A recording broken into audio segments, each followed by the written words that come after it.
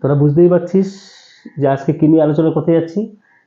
সেটা হচ্ছে থাম্বনেইলে রয়েছে যে একটা উপপাদ্যের মধ্যে একটা মানে একটা আমি একটা উপপাদ্য বলছি, ওই একটা উপপাদ্য করলে একটা আসার চান্স মানে 100% বেশি আছে। তো সেই উপপাদ্যের সম্বন্ধে আমি আলোচনা করছি। আর বাকি যে চারটে রয়েছে, চারটে যেগুলো রয়েছে পরে আলোচনা করা যাবে। আর তাহলে একটা কোনটা, সেটা হচ্ছে পিথাগোরাসের উপপাদ্য। তাহলে পিথাগোরাস উপপাদ্য তোরা ছোটবেলা থেকে জানিস যে পিথাগোরাস উপপাদ্য মানে কি?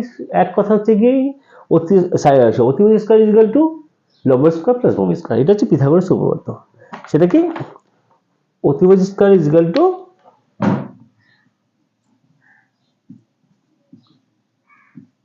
লম্ব স্কয়ার প্লাস ভূমি স্কয়ার। এটা হচ্ছে পিথাগোরাসের উপপাদ্য। এটাই আজকে প্রমাণ করব, ঠিক আছে?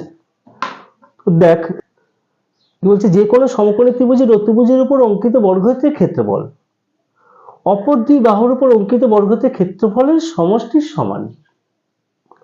তার মানে বোঝাতে চেয়েছে যে এই যে সমকোণী ত্রিভুজ আঁকলাম, এই সমকোণী ত্রিভুজের অতিভুজ কোনটা? অতিভুজের এইটা। 90 ডিগ্রি কোনটা? সমকোণ কোনটা? সমকোণ মানে 90 ডিগ্রি কোনটা? এই বি কোনটা মানে এবিসি কোনটা? তার অপোজিট সাইডে চতুর্ভুজ। তাহলে এই যে আরেকটা কথা মাথায় রাখবি যে সমকোণী ত্রিভুজ বললি ইংলিশ লেটারের একটা লেটারের কথা মাথায় রাখবি, এল। এলটা হচ্ছে সমকোণী ত্রিভুজ। কেন কি করে বুঝো? এল হচ্ছে 90 ডিগ্রি, এই যে 90 ডিগ্রি এল। তাহলে কি হবে? এটা জয়েন করলে যে ত্রিভুজটা পাই সেটা হচ্ছে সমকোণী ত্রিভুজ। যাই হোক, তাহলে সমকোণী ত্রিভুজের অতিভুজ কোনটা? এইটা অতিভুজ। এই অতিভুজের উপর এসি অতিভুজের উপর অঙ্কিত বর্গক্ষেত্রের ক্ষেত্রফল, এর উপর অঙ্কিত বর্গক্ষেত্র কিরকম হবে? এক বর্গক্ষেত্র জানিস তো, চারটে সাইড, চারটে বাহু সমান হয়। তাহলে কি এই সমান করে এসি সমান করে আমি যদি বর্গক্ষেত্র আঁকি, একটা আঁকলাম, এটা অতিভুজের উপর অঙ্কিত বর্গক্ষেত্র এইটা। আচ্ছা, তা অপর দুই বাহুর উপর অঙ্কিত বর্গক্ষেত্র কোনটা? এই এবি বাহুর উপর অঙ্কিত বর্গক্ষেত্র এদিকে একটা থাকবে, আর এদিকে একটা। অপর দুই বাহুর উপর বর্গক্ষেত্র এখানে একটা, এখানে একটা, এখানে একটা, তিনটে বর্গক্ষেত্র। তো আমি যদি আসলে এদিকে বুঝেছি, ঝপাঝপ করে বুঝে নে, তাড়াতাড়ি বুঝে নে। এইটা আমি আঁকলাম, আলাদা বোঝাচ্ছি। এটা গেল এবিসি ত্রিভুজ। আচ্ছা, দেখ বর্গক্ষেত্র ফটাফট, এই বর্গক্ষেত্র আর এই সাইডের উপর এই বাহুটার উপর বর্গক্ষেত্র কোনটা হবে? এটা। আর এই বাহুটার উপর এটা। তা কি বলছে, এই এখান থেকে বলছি কি এই বর্গক্ষেত্রের ক্ষেত্র হবে ভেতরের জায়গা সমান সমান এই দুটো ভেতরের জায়গা যোগ করলে যেটা হবে সেটা। আমি বলছি যদি বলি এটাকে 10 বর্গ একক বলি, যদি জায়গাটা 10 বর্গ একক আর 4 বর্গ একক বলি এটাকে, এটা হতে কত 6। তারপরে এই দুটো জায়গার যোগফল হবে এই জায়গাটা, সেটাই বলতে যাচ্ছে অতিভুজ স্কয়ার ইজ ইকুয়াল টু লম্ব স্কয়ার প্লাস ভূমি স্কয়ার। তাই প্রমাণ করতে হবে। তো চল এগুলো যাক ফটাফট। আর আমার উপপাদ্যগুলো তুই জানিস তো, তাহলে ভালো করে জানিস যে আমার উপপাদ্য কোনো বইয়ের সাথে কোনো মিল থাকবে না। সেই জন্য আমি যেরকম বুঝি, তোরা যেরকম বুঝিস সেরকম ভাবে এঁকেছি আমি। আমরা জানি সমকোণী ত্রিভুজ কি রাখবো, এইভাবে একে, এই অ্যাঙ্গেলটা, এই গোলটা হচ্ছে 90 ডিগ্রি, এরকমই বসাই, এরকমই করবো আমরা। চল তাড়াতাড়ি, সময় নেই, পরীক্ষা চলে আসছে, 80% পেতেই হবে দেখ। আচ্ছা, কি করবো এবার বলছি আমি, এবার উপপাদ্য প্রমাণের সময় কতগুলো স্টেপ আছে। একটা প্রদত্ত আছে, সেটা হচ্ছে, আরেকটা হচ্ছে কি আছে, অঙ্কন আছে, আর প্রমাণ আছে। এই হচ্ছে তিনটে স্টেপ রয়েছে। তাহলে প্রথম হচ্ছে হেডিং থেকে যেটা পাবো সেটা হচ্ছে প্রদত্ত আর কি প্রমাণ করতে হবে, এই দুটো জিনিস হেডিং থেকে পাওয়া যাবে। আর তারপর অঙ্কন স্টেপ। তা প্রদত্ত কি আছে দেখ, আমি কিন্তু দেখ প্রদত্ত কি আছে, প্রদত্ত হচ্ছে যে কোনো সমকোণী ত্রিভুজের অতিভুজের উপর অঙ্কিত বর্গক্ষেত্রের ক্ষেত্রফল অপর দুই বাহুর উপর অঙ্কিত বর্গক্ষেত্রের ক্ষেত্রফল সমষ্টি সমান। তার মানে প্রদত্ত শুধু রয়েছে একটা সমকোণী ত্রিভুজ বলে দিয়েছে। তাহলে প্রদত্ত কি আছে, এবিসি সমকোণী ত্রিভুজের কি লিখবো প্রদত্তে? এবিসি সমকোণী ত্রিভুজের কিচ্ছু না, প্রদত্ত হচ্ছে একটুখানি লেখা, ত্রিভুজ এবিসি লিখবি সমকোণী ত্রিভুজের কোন কোন অ্যাঙ্গেল এবিসি সমকোণ। হলো, এই লেখা হয়ে গেল। প্রমাণ করতে হবে কি,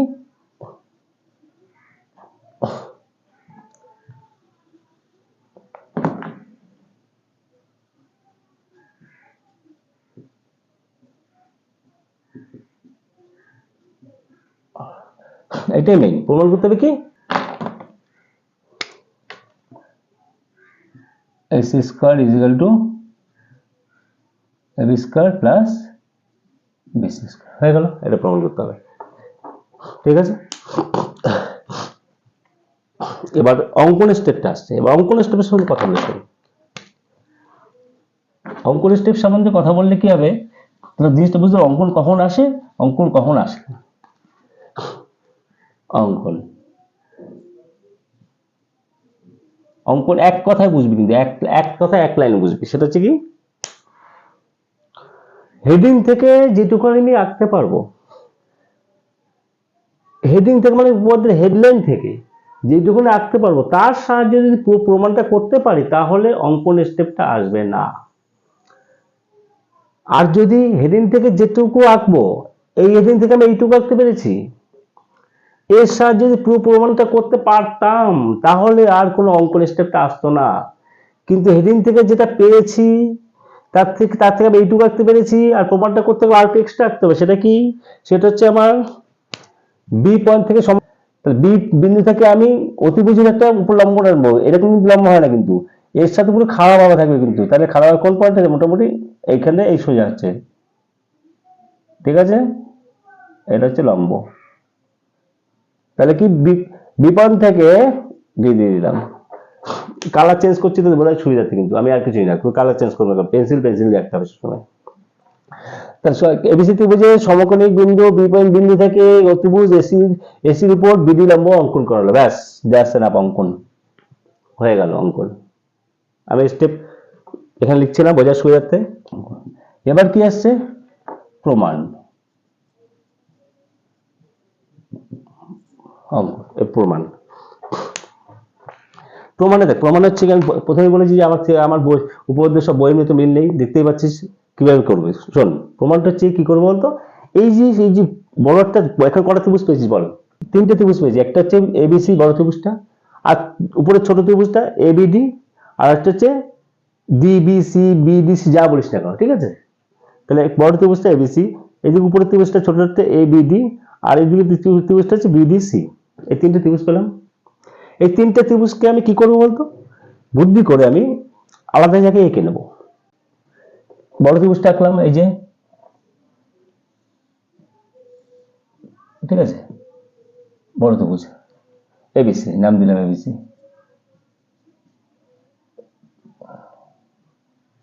এবিসি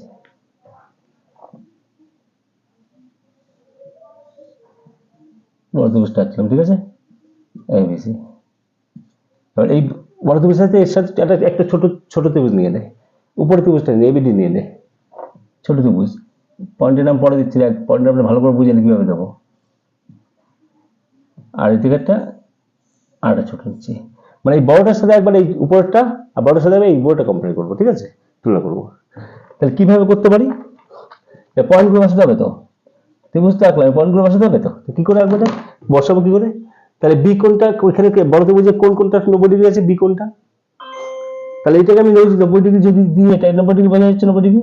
তাহলে এখানে কোন বসাবো বলতো, ছোট ত্রিভুজে ডি পয়েন্টটা বসাবো, ঠিক আছে। ডি পয়েন্টে 90 ডিগ্রি রয়েছে, ঠিক আছে। আর এই দিকটার 90 ডিগ্রি গেল। আচ্ছা, এবিসি বড় ত্রিভুজটা, উপরে ত্রিভুজটা কিন্তু আলোচনা করছি, এখানে উপরে ত্রিভুজটা, ঠিক আছে। তাহলে ডি পয়েন্ট হয়ে গেল। আচ্ছা, দেখ তো এই পয়েন্টটা, এই উপরে ত্রিভুজটা, বাচ্চা ত্রিভুজটা, ঠিক আছে। তো এই উপরে এই পয়েন্টটা হচ্ছে বড় ত্রিভুজেরও এ পয়েন্ট, এ বিন্দু, যা ওর কোনটা, আর ছোট ত্রিভুজের এই কোনটা, দুটো একই। তাহলে এই কোনটা কোথায় রয়েছে, এখানে রয়েছে। আমি এখানে এই কোনটা, এটা এ দিয়ে দিলাম, মিললো কিন্তু, ঠিক আছে। আচ্ছা, তা বাকি যে পয়েন্টটা রয়েছে সেটা বসিয়ে দিই, এডি হয়ে গেছে, ছোট ত্রিভুজটা এডি হয়ে গেছে, বাকি বি পয়েন্ট থেকে এটা বি বসিয়ে দিই। বুঝতে পেরেছিস? আচ্ছা, এবার পরের স্টেপ আসছি। এটা বড় ত্রিভুজ এবিসি,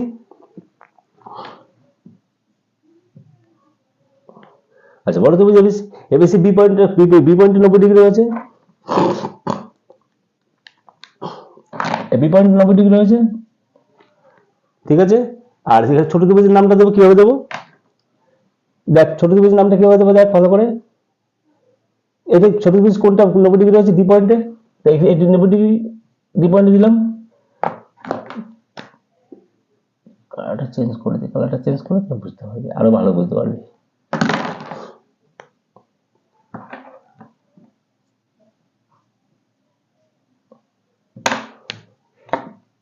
এই 90 ডিগ্রি, এই 90 ডিগ্রি, এই 90 ডিগ্রি, এই 90 ডিগ্রি। আর কোনটার সাথে মিল? এটার সাথে এটা মিল ছিল। এবার দেখ বড় ত্রিভুজটা এবিসি, এইবার বড় ত্রিভুজটা এবিসির সাথে আমি এই নিচের এই ত্রিভুজটা কম্পেয়ার করছি, তুলনা করছি। তো বি এর সাথে কোন কোন বি পয়েন্টে তোর 90 ডিগ্রি কোণ আছে, তেমনি এখানে ডি পয়েন্টে 90 ডিগ্রি কোণ আছে, ডি পয়েন্টে রেখে দিলাম। আচ্ছা এবার দেখ বড়টার সাথে ছোটটা, এই যে নিচে ছোটটা কোনটা কোন কোন মিল আছে, সি কোণটা মিল আছে, ঠিক আছে। তাহলে সি কোণটা এখানে রয়েছে, আমি সি কোণটা এখানে দিয়ে দেবো, সি পয়েন্টটা হয়ে গেল।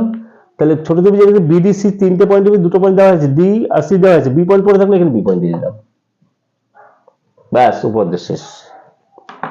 কত এখন 2-3 লাইন একদম আরামসে বুঝতে পারবি, যা করে নিয়েছি কাটা ছাটা, যা করে নিয়েছি।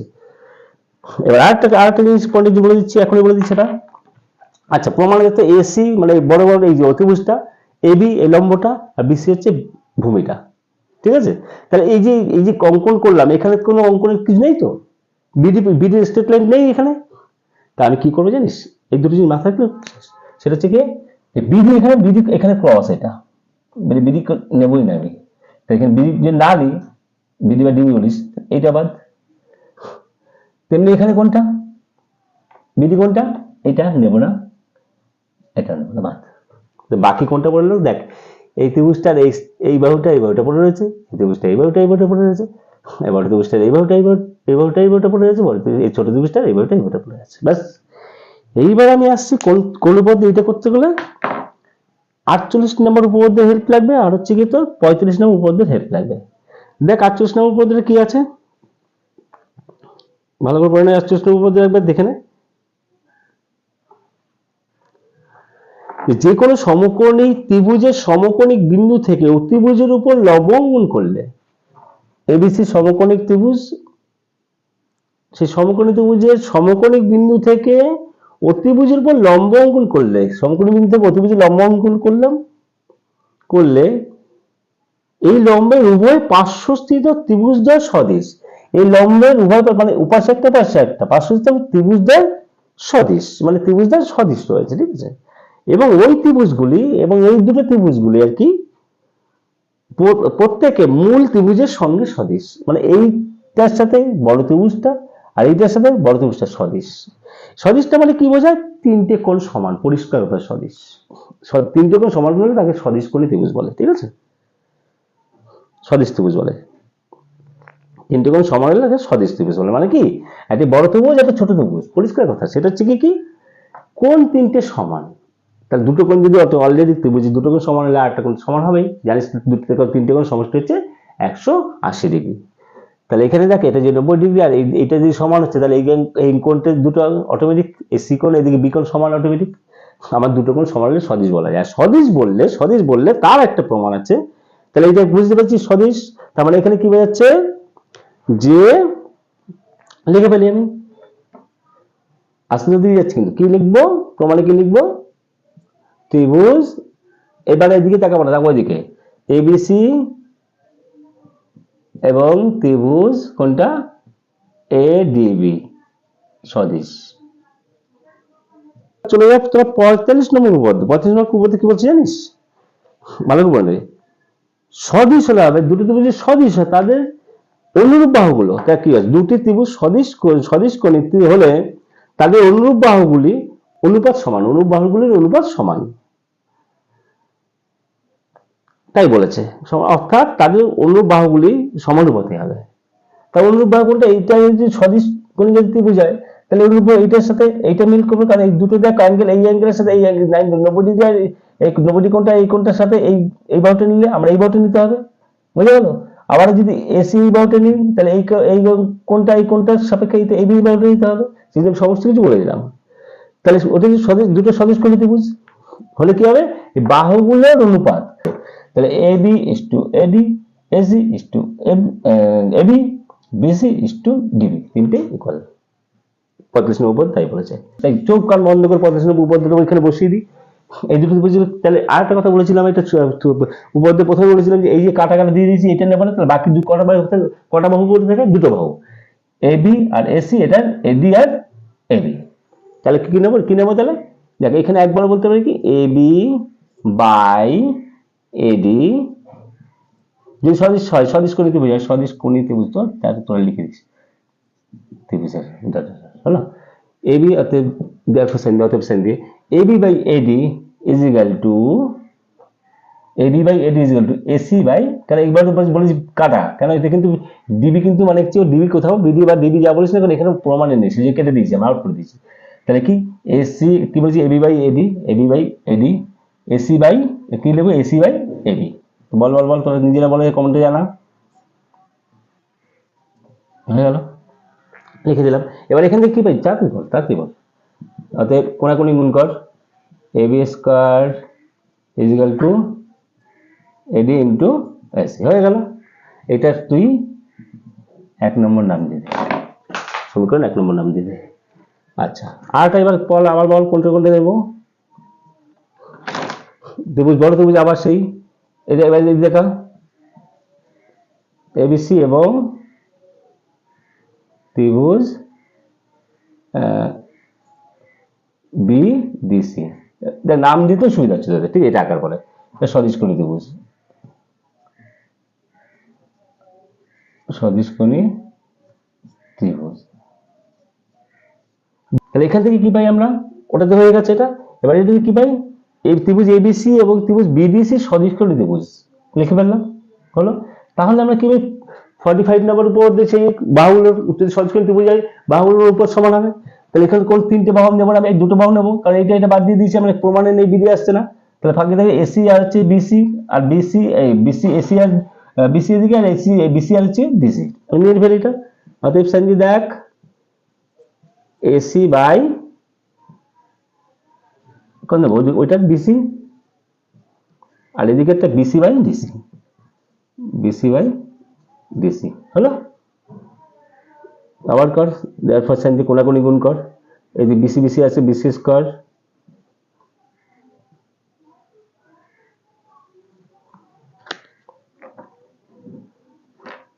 BC square is equal to AC into DC, এটার সমীকরণ নম্বর 2 দিয়ে দিই, ঠিক আছে।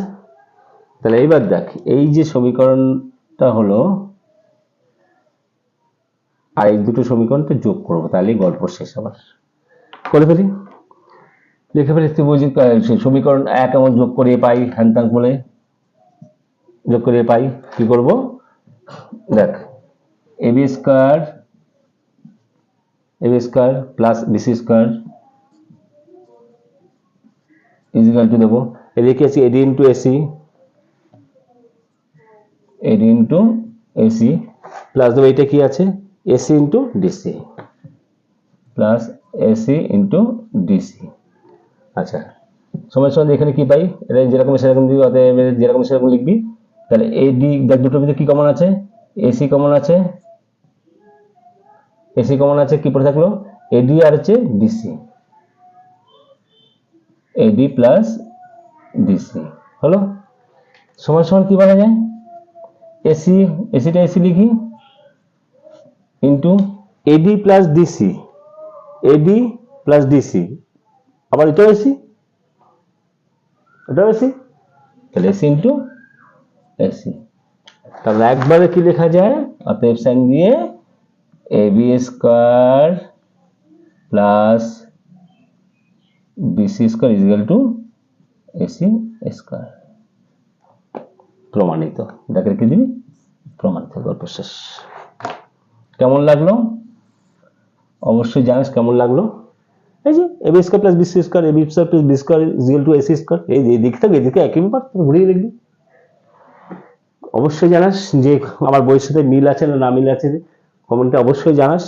আর কমেন্ট করলে জানিস তো যে কমেন্ট করলে আমার সবাই, আমার বলে না সবারই ভিডিও এরকম ছাড়তে ভালো লাগে, করতে ভালো লাগে, কষ্ট হয় না। তাহলে বুঝেছিস, যদি ভালোভাবে বুঝতে থাকিস এবং ডিফারেন্ট লাগে অবশ্যই অবশ্যই অবশ্যই লাইক শেয়ার সাবস্ক্রাইব করিস। টাটা।